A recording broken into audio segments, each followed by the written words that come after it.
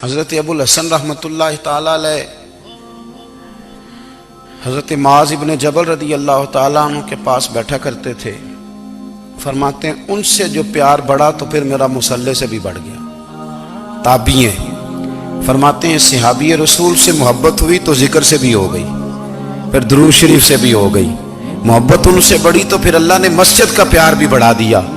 آپ فرماتے ہیں کہ میری ہر وقت طبیعت چاہتی تھی کہ بس اللہ اللہ کروں، بس اللہ اللہ کروں، بس نہ میں ذرا تھوڑی جان چھڑاؤں لوگوں سے، کو 10 منٹ ملے تو میں کچھ 4 نفل پڑھ لوں، میں تھوڑا سا نہ بچوں لوگوں سے، اور مجھے تسبیح ملے تو میں نہ کچھ 400-500 دفعہ استغفار پڑھوں، سبحان اللہ، الحمدللہ، اللہ اکبر، لا حول ولا قوت الا باللہ، میں نہ تسبیحات پڑھوں۔ فرماتے ہیں کہ بچے تھے گھر میں 6-7، غربت تھی، کام ملتا کوئی نہیں تھا، اور میں کام چور نہیں تھا، کام ڈھونڈتا تھا، پر اللہ کی قدرت کے کام نہیں ملتا تھا۔ فرماتے ہیں کہ میں نے ایک دن اپنی اہلیہ سے کہا کہ آج میں پھر جاتا ہوں کام ڈھونڈنے، تو میری بیوی بڑی فرما بردار تھی، پر اس دن نہ غربت کے ہاتھوں تنگ آ کے کہنے لگی آج نانا کوئی تو چیز لے کے آیا، تو مجھ سے بچوں کی بھوک نہیں دیکھی جاتی، یہ سب روگاں دا روگ محمد جس دا نام غریبی، کنڈ بلا کے لنگ جاندے نہیں دوست یار قریبی، آج نہ کچھ لے کے آیا تو میں بچے لے کے چلی جاؤں گی۔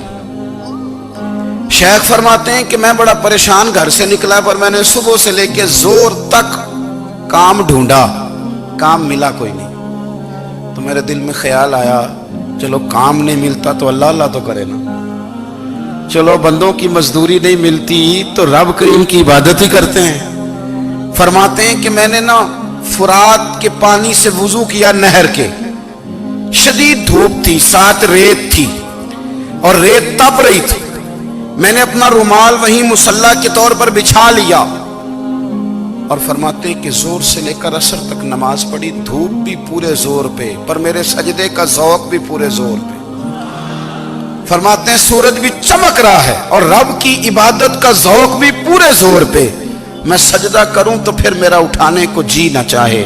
میرے استاد لکھا کرتے تھے، یہ ان کا شعر ہے، وہ کہا کرتے تھے مجھے سوز دے، مجھے ساز دے، اور مجھے نیم شب کا نیاز دے، دم سجدہ خود کو میں توڑ دوں، مجھے ایسا ذوق نماز دے، اور میں تیری بہار کا پھول ہوں، میں کھلا بھی ہوں تو تیرے لیے، مجھے میری شاخ سے توڑ لے، مجھے اپنی زلف کا ناز دے۔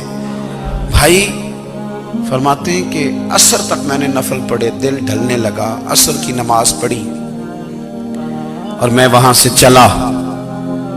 اب میں جب نکلنے لگا تو دل میں خیال آیا کہ چھوٹی چھوٹی دیواریں ہیں گھر کی، بغیر کچھ لیے جاؤں گا تو بیوی دور سے دیکھے گی تو شور کرے گی کہ پھر خالی ہاتھ آ گیا ہے۔ کہتے میں نے اپنے اسی رومال میں جس پہ میں نے نماز پڑھی تھی نا، رومال میں کی آخی دے پنجابی جسافہ، کہتے ہیں اسی میں نا میں نے کچھ ریت بھر لی کہ وہ دور سے دیکھے گی تو سمجھے گی کچھ لے کے آیا ہے، چلو جا کے اسے بتا دوں گا کہ آج پھر مزدوری نہیں ملی۔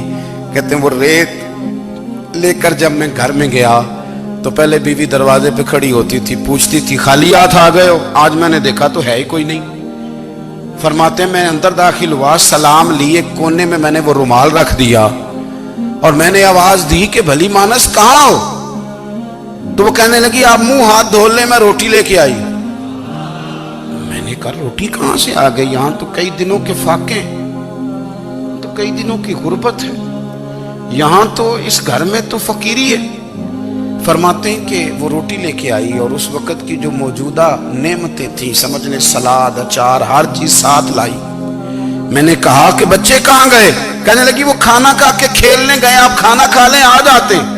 کھانا اس نے چن دیا۔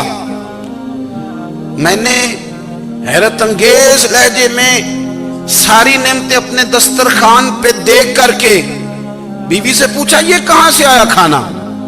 بچوں کو تو نے کہاں سے کھانا کھلایا؟ یہ سارا کچھ کیسا ہے؟ کہنے لگی پتہ نہیں آج آپ کس کریم کی مزدوری کرنے چلے گئے تھے، پتہ نہیں کس کریم کی، میرے گھر میں تو اتنی نعمتیں آئی ہیں کہ مجھ سے سنبھالی نہیں جا رہی، اتنا اناج ہے، اتنا گندم ہے، کس کریم کے دروازے آج چلے گئے تھے؟ یہ کہتے کہتے وہ اٹھی اور اٹھ کر کے کہنے لگی پہلے بڑا کچھ آیا تھا، اب کیا لے آئے ہو؟ اور جا کر کے نا اس نے وہ ریت والا رومال کھولا, کہنے لگے میں تو لے کے آیا تھا ریت, تو میرے رب نے اسے بھی سونے اور ہیرے بنا دیا تھا. جب آپ کی توجہ اللہ کی جانب, میرے نبی پاک صلی اللہ تعالی علیہ وسلم نے فرمایا ہر چیز اپنے رب سے مانگ, ہر چیز مانگ, ہر چیز مانگ. یا رسول اللہ کیا کچھ؟ میرے محبوب نے فرمایا تیرے گھر میں نمک بھی ختم ہو جائے تو وہ بھی اپنے رب سے مانگا کر. تو مانگنا, وہ تجھے دے گا, تو اس کی بارگاہ میں کشکول طلب دراز تو کرنا. اور ترمذی شریف میں عجیب لفظ ہے, رسول کائنات نے فرمایا, رب کریم فرماتا ہے جب میرا بندہ ہاتھ اٹھاتا ہے نا تو مجھے حیا آتی ہے کہ میں خالی کیسے لوٹا دوں اس کے. اتنے بڑے بادشاہ کی بارگاہ میں. او بھائی, لوگوں سے عزتیں تلاش کرتے ہو تو وہ کیا تمہیں عزت دیں گے؟ وہ تو کل اچھا کہتے ہیں پرسوں برا کہنے لگ جاتے ہیں. لوگوں کے سامنے گڈ بک میں آنا چاہو گے تو وہ تو سویرے تمہارے بارے میں کچھ کہیں گے, شام کچھ اور کہیں گے. اپنی روحانی زندگی آباد کریں, اپنے مسلح کو وقت دیں, اور دنیا سے چھپ کر اس موبائل کو بند کر کے اور اپنے آپ سے بھی چھپ کے اور تنہا ہو کے چھپا کے سارا کچھ اپنے آنسو اپنے رب کی بارگاہ میں پیش کریں, اس کے حضور حاضری دیں.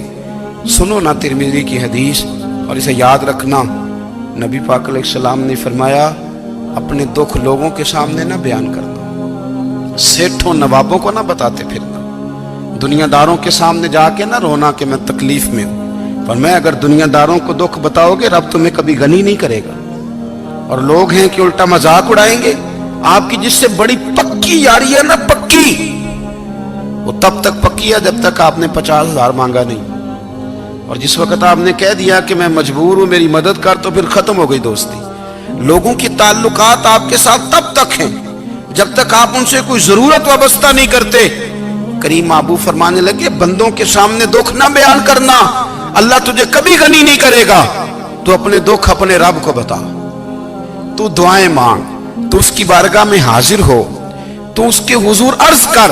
فرمایا اپنے دکھ اپنے رب کو بتا, وہ جلدی کرے یا دیر سے کرے تجھے ساری دنیا سے بے نیاز کر دے گا, تجھے کسی کا محتاج نہیں رہنے دے گا.